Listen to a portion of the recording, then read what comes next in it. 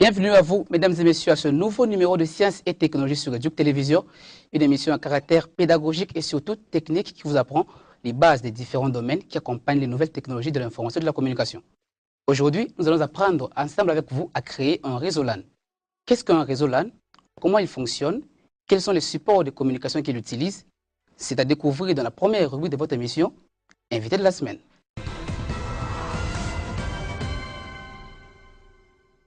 Nous le disions tantôt, nous allons apprendre aujourd'hui à créer un réseau LAN. Nous avons invité sur ce plateau pour vous un informaticien qui s'occupe des réseaux. Bienvenue à vous, M. Rodé Badibanga. Bonjour, M. Hig. Merci d'avoir accepté notre invitation et merci d'avoir accepté de venir nous apprendre à créer un réseau LAN. Et merci surtout de venir partager avec nous les réseaux informatiques. C'est quoi les réseaux informatiques? Merci, M. Hig, pour la question posée. C'est quoi les réseaux informatiques? Tout d'abord, on devait un peu parler de l'informatique d'abord, avant d'aller sur les réseaux informatiques. Parce que vous le savez bien, il y a plusieurs réseaux. Il y a le réseau de malfaiteurs, le réseau des neurones, mais là, nous, on va parler de réseau informatique. Alors, on revient un peu à l'informatique. Qu'est-ce qu'on doit comprendre? Nous devons comprendre que tout ce qui s'est fait de manière automatique, c'est ça de l'informatique. Maintenant, je vous réponds par rapport au réseau informatique. Le réseau informatique, c'est l'ensemble des équipements ou des objets qui sont mis ensemble afin de partager des ressources. Ces ressources peuvent être matérielles ou logicielles. J'explique. Nous, on parle de réseau informatique. Nous avons un ensemble d'objets. Un ordinateur, c'est un objet dans les réseaux. Un téléphone, c'est un objet dans le réseau. Maintenant, si on met ces objets ensemble, afin qu'on puisse partager des ressources, nous formons ce que c'est le réseau informatique. D'accord, parlant seulement des réseaux, surtout du thème d'aujourd'hui, le réseau LAN. LAN, on dirait que c'était un sigle, L-A-N. Ça veut dire quoi un réseau LAN? Voilà. Les LAN, on a souvent tendance à abréger LAN, mais maintenant les LAN, c'est en anglais. Les L signifie local, les A signifie area et les N c'est network. Network signifie réseau en anglais. Area c'est une zone. Maintenant, nous sommes dans une zone, un réseau qui se situe dans une zone qui est locale. C'est ça les LAN. Local, c'est-à-dire il peut prendre combien de kilomètres carrés pour fonctionner? Voilà. Si on crée quelque chose sur ces plateaux, c'est ça le local. Là, on est en local. Alors, quelle est son importance? L'importance d'avoir un réseau LAN. Voilà. L'importance d'avoir un réseau LAN, il y a plusieurs raisons. Vous savez, aujourd'hui, tellement que le traitement de l'information est automatique et le besoin de consolider le travail s'annonce de plus en plus. Alors, on a besoin d'un réseau local. Alors, pourquoi il faut avoir un réseau local? Je donne un exemple. Nous sommes dans un immeuble à 2 bâtiments. Vous êtes dans le deuxième, moi je suis au premier niveau. Il s'est fait que vous voulez avoir un fichier qui se trouve chez moi, au premier niveau. Je ne vois pas pourquoi vous devez vous déplacer du deuxième niveau jusqu'à descendre chez moi. Quand on est en réseau, il est facile que je puisse vous transférer les fichiers à partir de là où vous êtes, sans pourtant vous puissiez vous déplacer. Deuxièmement, nous avons un fichier sur lequel on travaille ensemble. Un tel fichier, on le mettra en réseau et tout le monde a accès au fichier. Dès qu'il finit de travailler, il ne prend pas les fichiers avec lui, les fichiers restent en réseau. Troisièmement, vous savez que nous aimons beaucoup suivre des films, des vidéos. Bien sûr. Vous avez un gros fichier, par exemple de 10 gigas, vous voulez me le donner. On n'a pas un support matériel pour pouvoir les copier. À partir du réseau, il est possible de copier ces gros fichiers de 10 gigas vers votre machine simplement grâce au réseau. Il y a tellement beaucoup de raisons. C'est celle-là que je préfère donner pour l'instant. Déjà, pour créer un réseau LAN, j'espère qu'il faut un bon nombre de matériels. Quels sont les matériels vraiment importants pour en avoir? Bon, voilà. Pour réaliser un réseau LAN, vous devez vous munir de certains matériels, certains équipements pour pouvoir réaliser cela. Vous devez avoir d'abord les ordinateurs, parce que vous ne le ferez pas simplement comme ça. Il faut avoir au moins 2 ordinateurs. Deuxièmement, il faut avoir un équipement, un nœud central. Un nœud central qu'on appelle généralement switch en anglais, en français c'est commutateur. Derrière cet équipement, il y a des ports Ethernet. Vous devez en avoir. Alors, troisièmement, il faut avoir le support qui va vous connecter au fait. On a le câble ITP, le câble aper torsadé. Ça, c'est déjà un préfabriqué. Ouais. Il est possible de le réaliser aussi. Alors, quand vous avez des ordinateurs, vous avez un nœud central et un support de transmission. Il vous manque une chose. Il vous manque un plan d'adressage. Vous savez, nous, on considère le réseau comme une avenue. Dans une avenue, il y a des parcelles. Et dans chaque parcelle, il y a des numéros. Alors, notre réseau, c'est comme l'avenue. Nos ordinateurs, ou soit nos équipements, ce sont des parcelles. Et chaque parcelle, il y a un numéro. Alors, nous, en réseau, les numéros qu'on donne aux équipements réseau, on appelle ça adresse IP. Adresse IP. IP, on dit que c'était un cycle. IP, ça veut dire quoi, IP? Voilà. IP, ça signifie Internet Protocol. Alors, vous savez, on parle d'Internet. Internet est basé sur le protocole IP. Donc, IP pour Internet Protocol ou protocole d'Internet. Donc, IP, c'est juste une adresse bien identifiée, ou soit une adresse qui identifie un ordinateur qui est dans un réseau. Moi, je vais appeler ça un numéro qui va identifier un équipement dans le réseau. Pour gérer cette adresse IP, je crois qu'il faut des procédures. Comment cette adresse IP est constituée? Elle est constituée de combien de choses et comment faire pour mieux la gérer? Voilà. Une adresse IP, comme on venait de le dire, c'est simplement un numéro. L'adresse IP a 2 versions. On a la version qu'on appelle généralement IPv version 4 et IP version 6. Alors, aujourd'hui, ce qui est beaucoup plus utilisé, c'est la version 4 pour l'instant. La version 4 n'a que 4 octets, mais ça forme 32 bits. Dans chaque octet, on a 8 bits. Comme c'est 4 octets, on a 32 bits. Vous comprenez? Oui. Alors, cette adresse IP a encore 2 formes, je vais dire. Il y a des adresses IP qu'on appelle des adresses IP publiques et des adresses IP privées. Quand on a une adresse IP privée, c'est-à-dire c'est une adresse IP que moi je configure sur mon réseau local, sans qu'on puisse m'imposer. On ne va pas me demander pourquoi tu as mis ça. Ça, c'est en local. Mais il y a des adresses IP qui circulent sur Internet. C'est-à-dire, vous et moi, nous pouvons nous retrouver sur Internet, mais avec une seule adresse IP publique qui va nous identifier. Je vous explique. On crée une autre LAN ici. On a besoin d'aller sur Internet. Quand on va aller sur Internet, il y aura une IP publique qui va nous identifier sur Internet. Parce que nos IP qui sont locales n'ont pas droit d'aller sur Internet.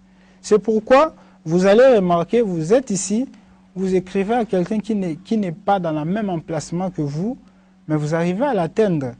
Ça, c'est l'IP public qui circule sur Internet. Si vous voulez vraiment comprendre ça, c'est comme si on vous dit, vous n'avez pas droit d'aller au centre-ville. Maintenant, vous arrivez à la ligne qui vous sépare du centre-ville à là où vous êtes, un véhicule vous prend, il vous met dedans et vous fait entrer en ville. Vous comprenez? Oui. En ville, au centre-ville, on voit que le véhicule, on ne vous voit pas.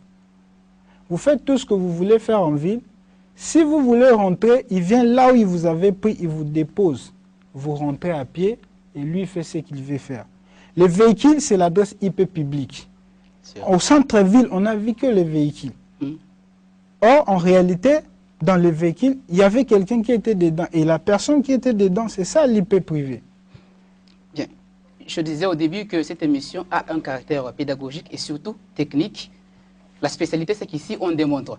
Alors, pour que les gens puissent mieux comprendre, oui, j'espère que vous allez, avec tous les matériels que vous avez là, essayer de créer un réseau LAN sur ce plateau. Par où faut-il commencer? Bon, nous avons déjà nos 2 machines qui sont là. Et nous allons aussi utiliser une technologie qu'on appelle technologie de virtualisation. C'est-à-dire, il y a un PC, il y a un autre, mais sur ces PC, on a encore un autre PC qu'on a virtualisé. Une machine virtuelle. Voilà, on a une machine virtuelle. Nous avons notre nez central qui est déjà là et on a un access point. Un access point en anglais, en français, point d'accès. C'est-à-dire, vous allez quelque part où il y a les Wi-Fi. Le Wi-Fi est réalisé grâce à un équipement qui fait le Wi-Fi. Nos téléphones se connectent à un point d'accès. Le point d'accès est là, qui propage des ondes de radio. Et nous, à partir de nos téléphones, on arrive à voir les signaux et on se connecte. Ça, maintenant, c'est une technologie appelée le WLAN, pour Wireless Local Area Network. Mais il y a aussi la technologie Ethernet, c'est-à-dire la technologie des câbles. Comme je l'ai dit au début, c'est un câble préfabriqué. Mais il est possible de réaliser ça. Alors, si vous permettez, on peut commencer par faire une première pratique. Bien sûr. Nous allons sortir un câble. Voilà. Nous avons un câble qui est là. Les câbles, on les vend. Les câbles, on les vend. Mais maintenant, on a besoin de mettre ces connecteurs RJ45. Alors, nous voulons que ces câbles deviennent comme celui-ci qui est préfabriqué. Ça, nous, on appelle ça pince à sertir. C'est quoi son rôle, pince à sertir? Ça nous aide à beaucoup de choses. Avec lui, je peux couper ces câbles. C'est avec lui que j'arriverai à sertir. Vous comprenez que les connecteurs est là, mais vous ne pouvez jamais les détacher d'ici. Alors, c'est un travail que lui, il fait. Alors, pour le faire, comme souvent on dit, on va dénider. D'accord. Moi, je vais insérer comme ça. Non, c'est comme ça. C'est bon? Oui. Je vais faire ça. Ça va me permettre de dénider comme ça. Vous voyez? Oui. Maintenant, je vais choisir mes paires. On appelle ça paire torsadée parce que c'est en forme de torsade, comme ça. Alors, je vais les séparer. Comme je l'ai dit au début, ça nous permet aussi de couper. Je vais faire ça, sans enlève. Je n'ai pas besoin de ça. Comprenez? Ça, je n'ai pas besoin de ça. Maintenant, il faut classer ces paires par rapport au code de couleur. Je commence par orange-blanc. Je vais prendre le vert-blanc. Ça sera le deuxième. Bien sûr, après. Ça. Je vais prendre ça. Orange. Orange. Ouais. Je vais prendre le bleu. Le bleu blanc. Je vais prendre le bleu. C'est bon. Je prends le vert. Je vais prendre l'orange. Orange blanc plutôt. Et puis on aura plutôt le chocolat à la fin. Orange chocolat et chocolat à la fin. Et cette façon de classer ces couleurs, c'est universel? C'est qu'il faut respecter ça? Cette façon de classer régit à deux normes. On a la norme 568B et A. Maintenant, quand je dis A et B, c'est-à-dire quand vous réalisez un câble avec la norme A, vous faites un câble croisé. Les câbles croisés permettent de relier des équipements de même nature. C'est-à-dire, j'ai un laptop et un autre laptop. Si je veux relier, je vais faire un câble croisé. Mais si je veux relier un ordinateur avec cet équipement, je vais avoir le câble droit. Alors, le câble droit est régi sous la norme 568B. Alors ça, nous faisons le câble droit. Bien sûr. Donc, après avoir arrangé tout ça, je vais couper.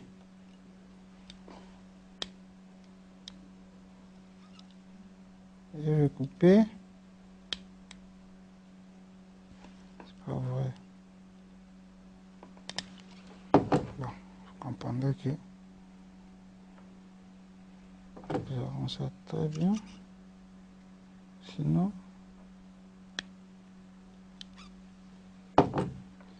après avoir très bien coupé, il faut que ça soit vraiment très bien coupé parce qu'il faut le faire entrer ici.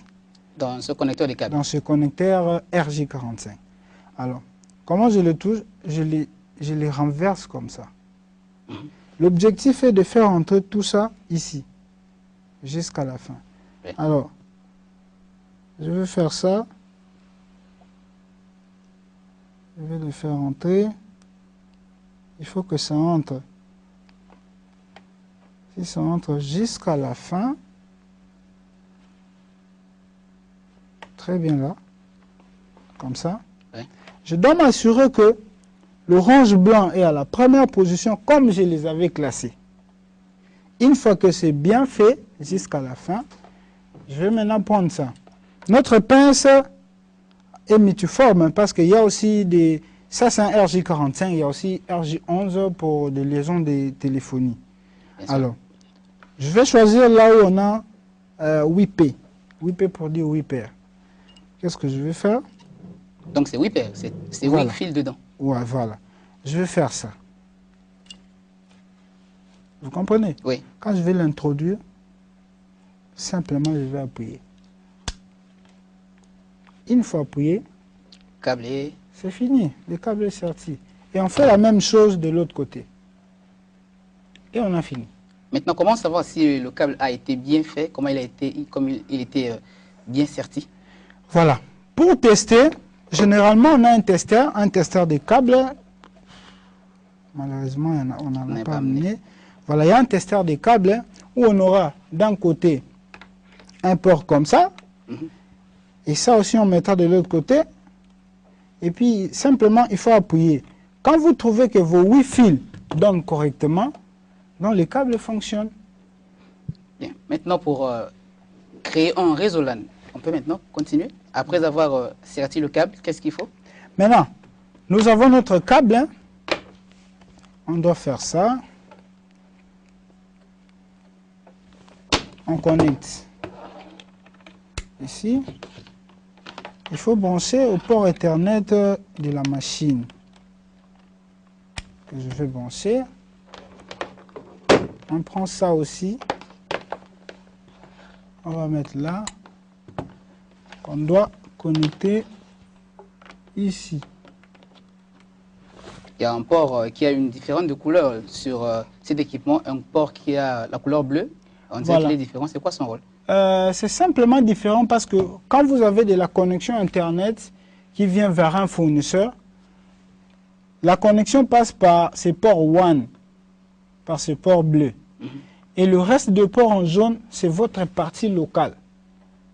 Donc l'Internet vient par ici et vous, ça sort dans vos PC par ces ports ici.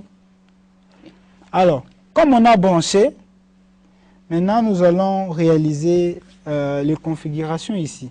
Parce qu'on a nos machines, on a notre équipement central. Je l'ai dit au début, il faut avoir un plan d'adressage. Alors nous, on va mettre un plan d'adressage pour faire communiquer ces machines. C'est ce que nous allons maintenant faire. Okay. Alors, comme nous sommes en local, il y a une notion qu'on appelle notion de groupe de travail. Si nous ne sommes pas en groupe de travail, si ces deux machines sont dans un même groupe de travail, une troisième machine s'ajoute qui n'est pas dans le même groupe de travail, la machine ne pourra pas se communiquer avec les deux autres machines. C'est quoi d'abord un groupe de travail? Un groupe de travail, quand on est en architecture peer-to-peer ou poste à poste, c'est-à-dire cette machine n'a aucune influence sur l'autre. Là, on est en poste à poste. Mais il y a aussi l'architecture client-serveur. C'est-à-dire, nous avons un serveur et nous avons nos stations clientes qui demandent ou soit qui bénéficient de services de notre serveur. Là, ces machines vont être sous l'influence de notre serveur. Deuxièmement, cette machine a un compteur local. C'est-à-dire, la personne qui ouvrira cette machine sera la personne qui a les mots de passe d'ici. Un compte utilisateur. Un compte d'utilisateur. Alors, si on est en architecture client-serveur, on a un compte de domaine. En client-serveur, on parle de domaine. Mais en poste, on parle des groupes de travail. Vous comprenez? Oui. Maintenant, qu'est-ce qu'on fait? On commence par créer le groupe de travail. Maintenant, pour créer le groupe de travail, vous devez aller aux paramètres de la machine, paramètres de votre ordinateur. Il y a un paramètre qu'on a écrit « Changer et modifier les paramètres ». C'est là-bas que vous devez aller. Vous allez dans « Modifier ». Vous allez mettre votre groupe de travail. Le groupe de travail, c'est au choix. Nous, comme on est dans le cadre de l'émission high-tech, on peut mettre le groupe de travail high-tech. Bien. Mettons high-tech.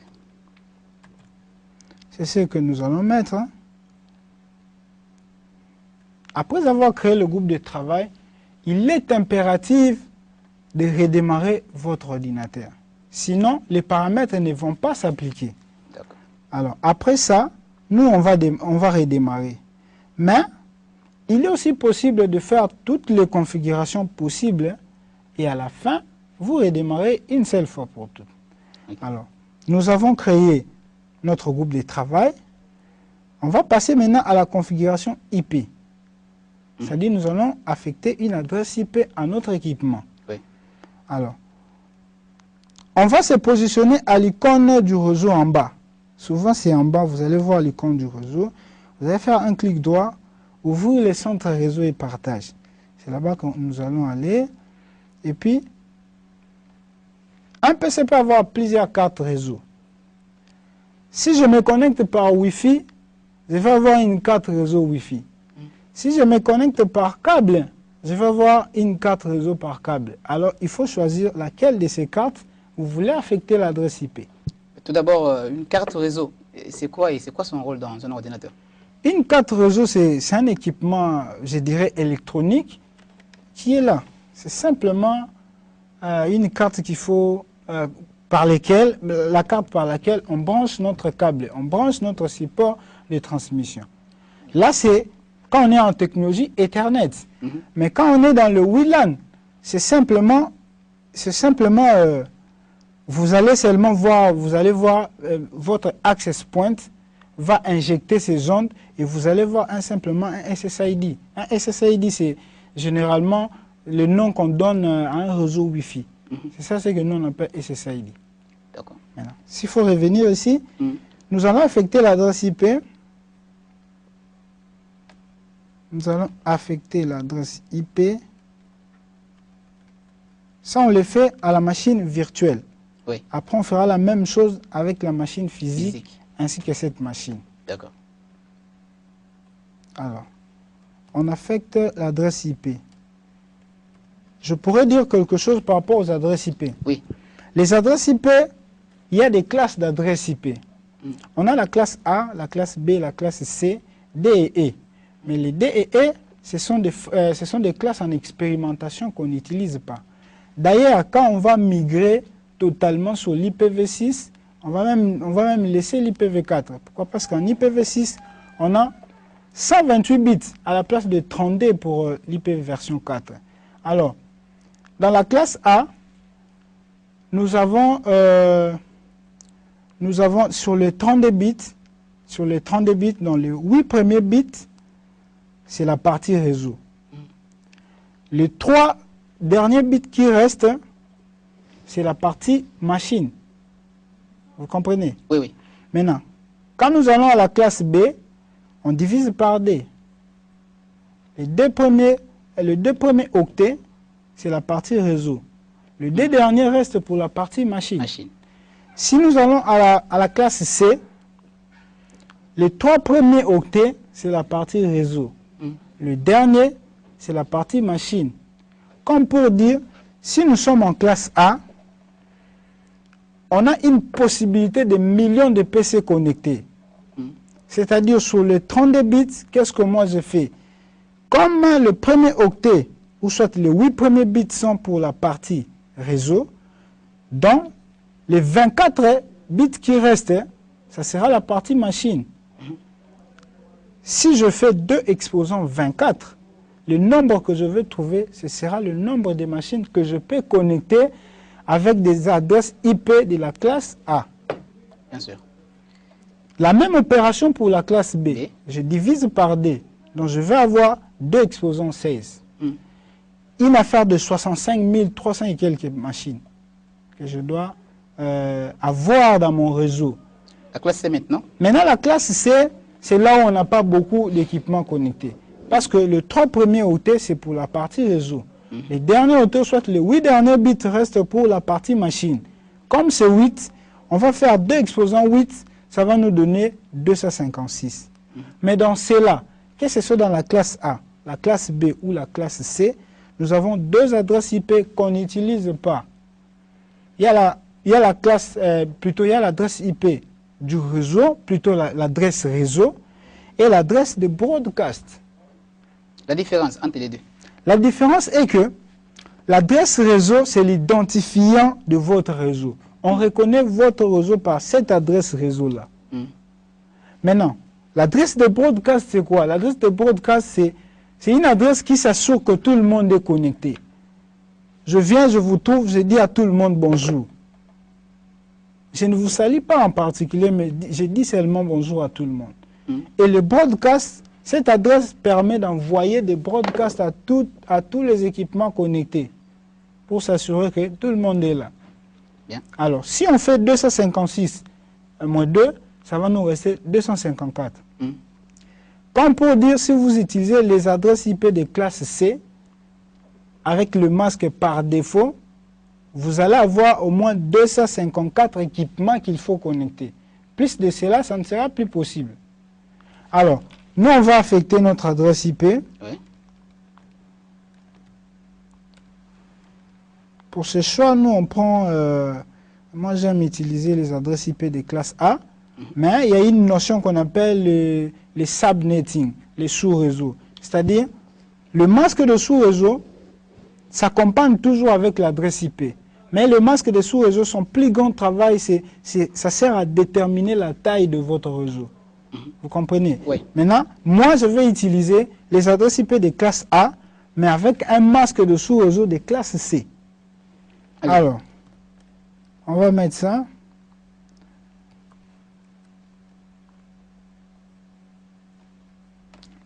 Ça sera donc, vous avez choisi quel genre de... Ça sera 10.15.29, point quelque chose à la fin.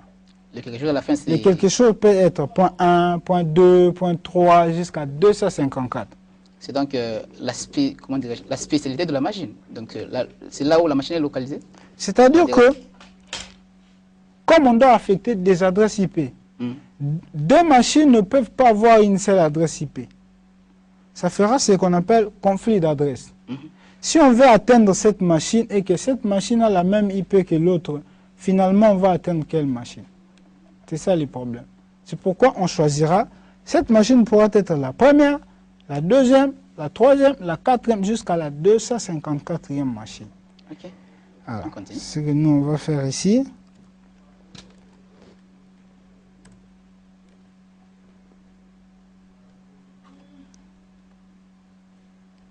Après avoir réalisé avec notre machine virtuelle, on va faire ça avec la machine physique.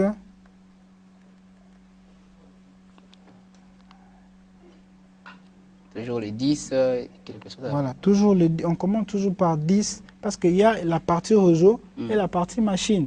Comme nous sommes dans 10.15.29, quelque chose à la fin, notre machine ici aura 10.15.29.1. Notre virtuelle machine pourra être point 2 et la troisième machine sera point 3. Alors, c'est ce que nous allons mettre.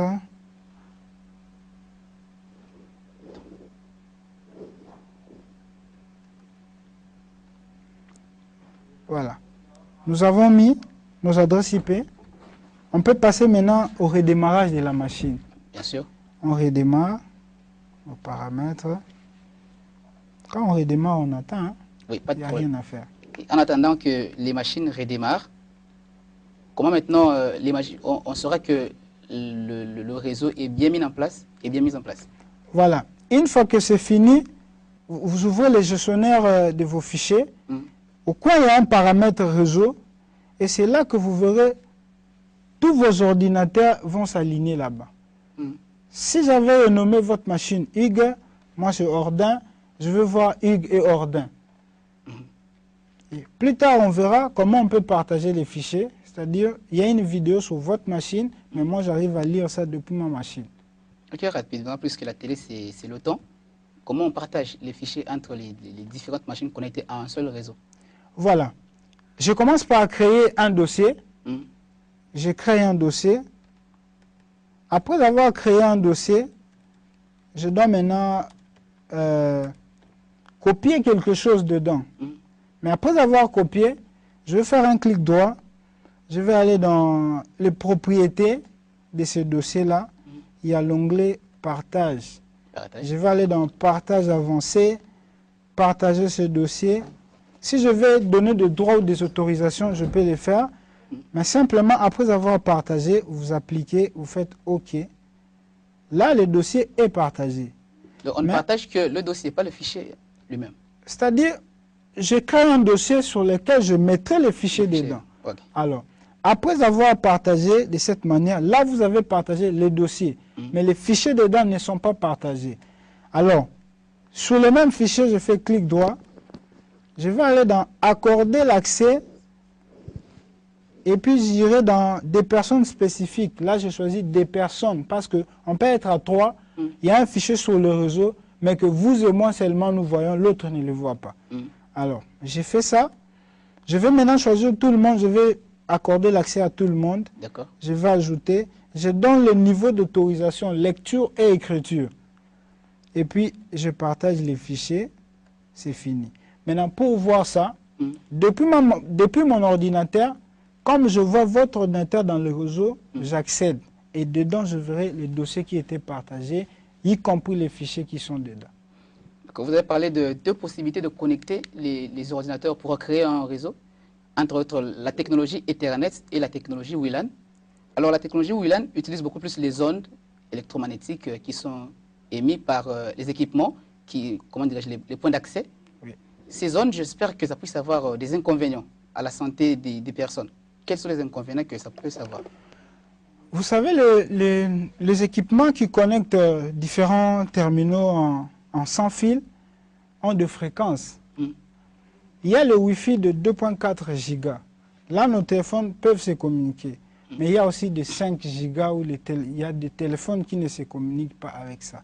Alors, les personnels de la santé, ceux qui ont fait médecine, savent déjà ce que c'est la puissance des ondes radio à partir déjà de 2.4 gigas, c'est que ça peut donner à la santé. Aujourd'hui, ça ne peut rien faire, mais au fur et à mesure que vous restez sur une zone radiofréquence, parce que vous le verrez même si vous voulez accéder à un site GSM, déjà à la porte, on vous met un panneau d'attention pour dire c'est une zone radiofréquence, parce que ce sont les zones qui circulent là-bas. Vous comprenez? Ces zones-là, parce qu'il y a les ondes électromagnétiques, et dans les ondes électromagnétiques, nous retrouvons les ondes radio. Alors ces ondes radio sont vraiment très nuisibles à la santé. Très nuisibles à la santé, ces ondes radio, c'est en tout cas sous cette note que nous mettons un terme à cette première rubrique de votre émission, Invité de la semaine. Tout de suite, nous passons à la deuxième rubrique, Astuce de la semaine, où nous allons apprendre les bases pour créer un réseau LAN.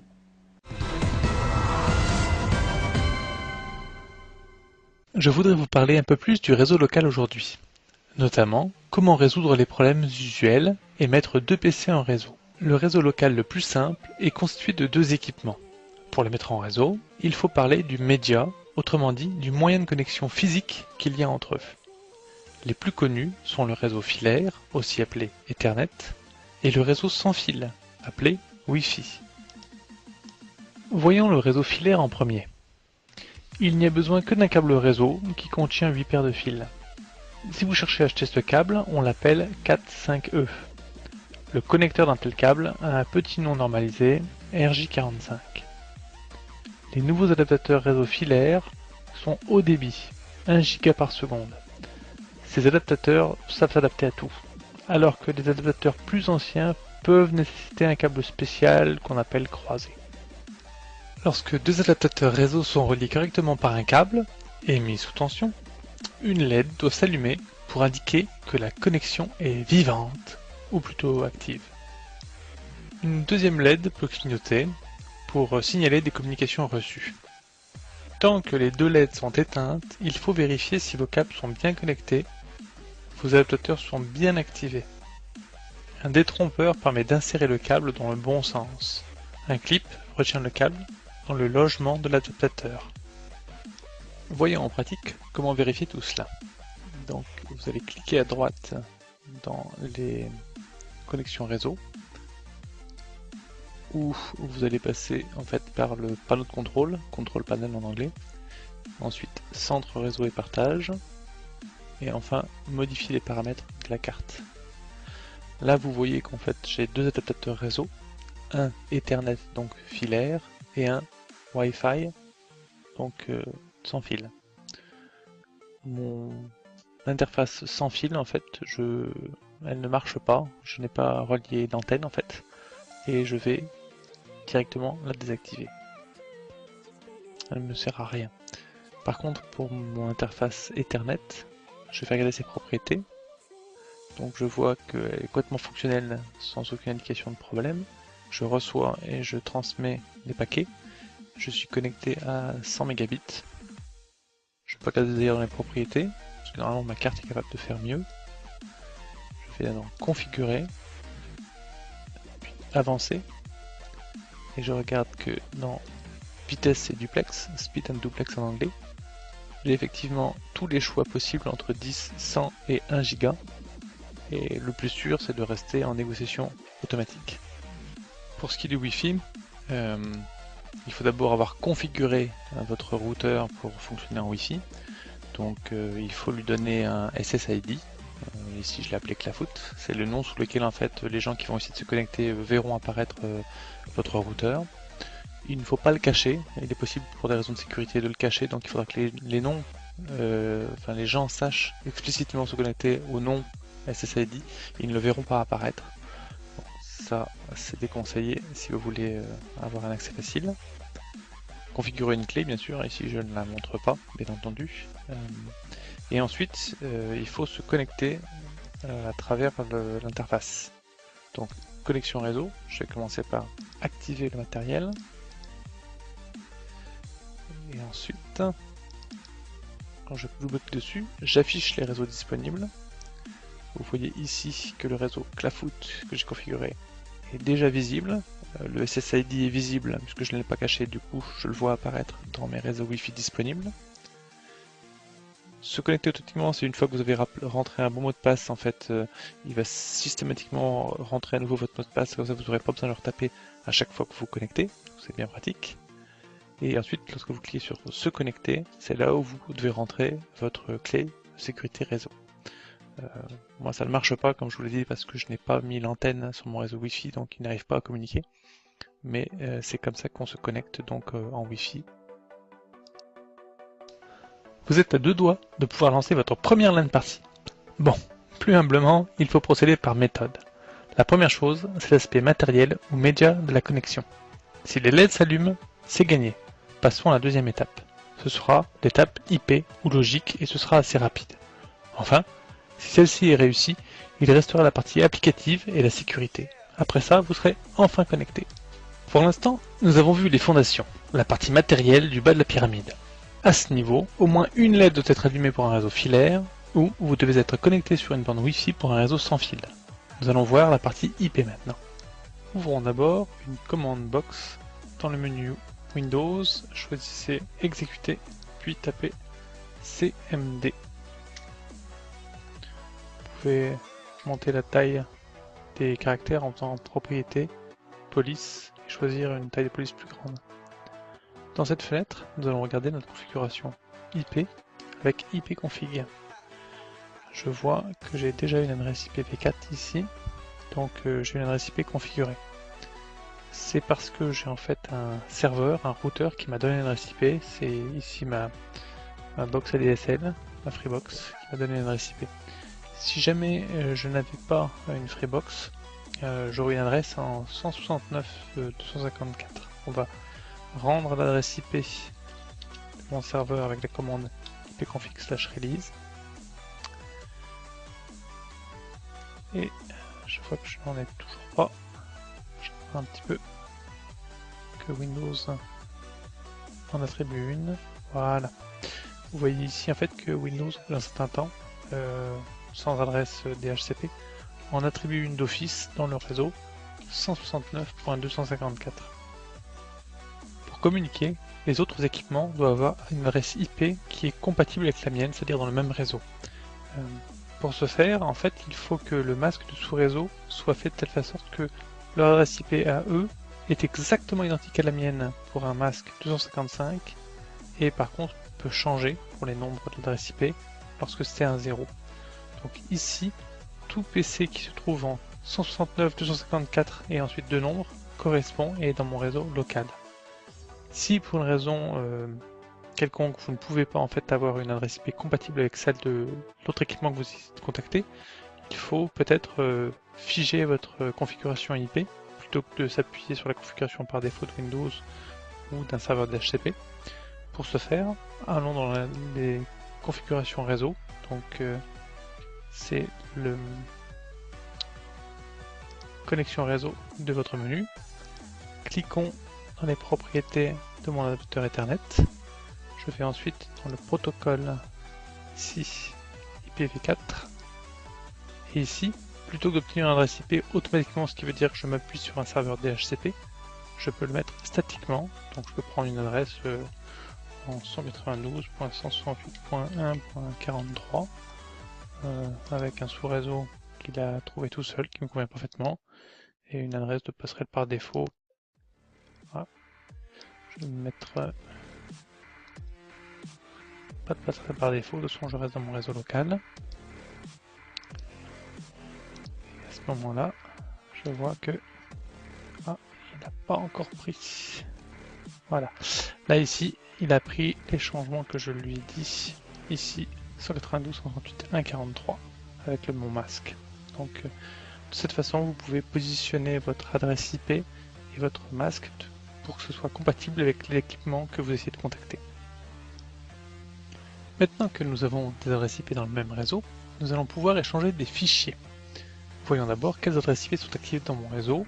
À partir d'une commande box, utilisez la commande arp-a. Je vois pour les types dynamiques, ça c'est mon routeur en fait, mais ça c'est un autre PC que je vais contacter pour échanger des fichiers. Donc dans le menu Windows, vous cherchez exécuter. Astuce de la semaine qui vient mettre un terme à ce numéro de Sciences et Technologies. Merci à vous, M. Ordé Badibanga, d'avoir répondu à notre invitation. Je vous remercie, M. Hugues.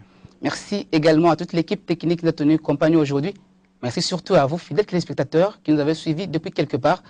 Nous vous disons donc un grand merci. Le rendez-vous est donc pris à la prochaine, à la même heure, sur la même chaîne. Restez donc branchés sur Educ TV.